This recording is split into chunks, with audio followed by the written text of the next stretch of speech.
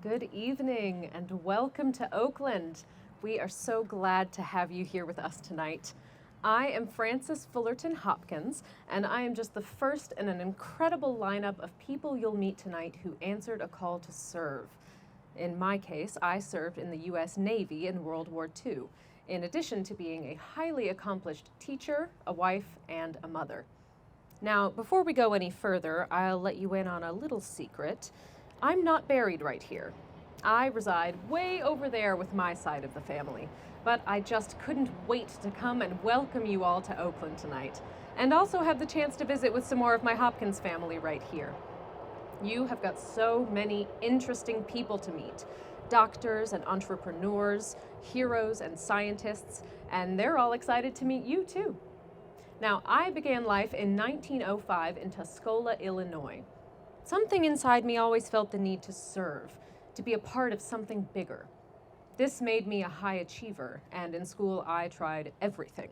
I was in chorus, wrote poetry, joined the drama club, served on the student council, and was editor of the school paper. In college, this momentum continued, and I graduated early from the University of Illinois. But I wasn't done.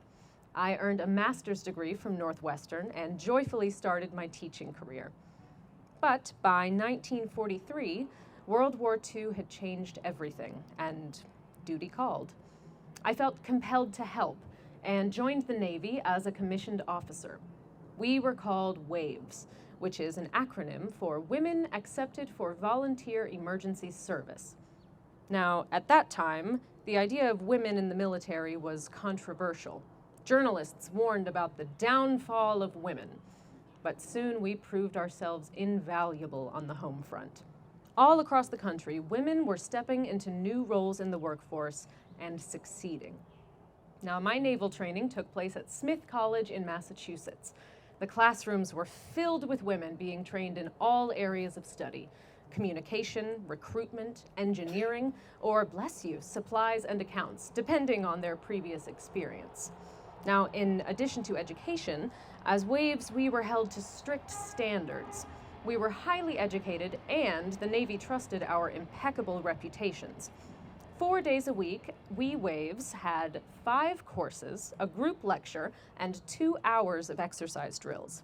We had 2 hours and 45 minutes of study hall each day, and 2 hours of liberty. Sunday was our only true rest day.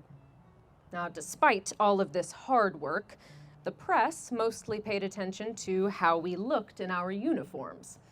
But at least they were an attractive blue dress serge with a jaunty cap and white gloves. We were proud to wear those uniforms, though we all agreed a few more pockets would have come in handy. But how did I make my way down south to spend eternity in this lovely place? Well, at the end of my training, I was stationed down on St. Simon's Island in the radar training school at the Naval Air Station. Remember, radar is an acronym too: radio, detection, and ranging. Radar. I was one of the only women at the training facility. Now, I don't speak openly about my time there. After all, loose lips sink ships. But it has been suggested that I might have had high-level security clearance for my work. You see, at that time, our innovative radar systems were improving and evolving, and the technology was top secret. Our adversaries didn't understand why or how we were able to anticipate attacks and coordinate air maneuvers so accurately, even over water. Now, the men we trained at Naval Air Station St. Simon's went on to serve as fighter director officers in charge of combat command centers on aircraft carriers. It was a heavy burden on their shoulders, directing battles such as that at Leyte Gulf in the Pacific. Back on little old St. Simon's, we felt a deep sense of responsibility every day. But during that very serious phase of my life, something wonderful happened to me personally. I met and married my husband, Lieutenant William Cabell Hopkins.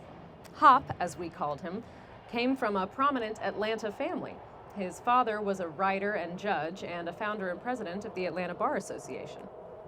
After the war, we lived in Columbus, Georgia, where we happily raised our daughter and eventually moved to Atlanta. And as I'm sure you can guess, I stayed as busy as ever. I supported the arts, Christian organizations, local women's clubs, and much, much more. When I died in 1996, my obituary listed over a dozen organizations I was involved in over the years. Long ago, I read a wonderful quote by the writer and activist Helen Keller. She said, "Alone we can do so little. Together we can do so much." And I'd say that's been my experience in life. Well, thank you all again for joining us to explore Oakland on this lovely evening. Have a wonderful time meeting all of my friends as you travel through history together. Good night. Thank you.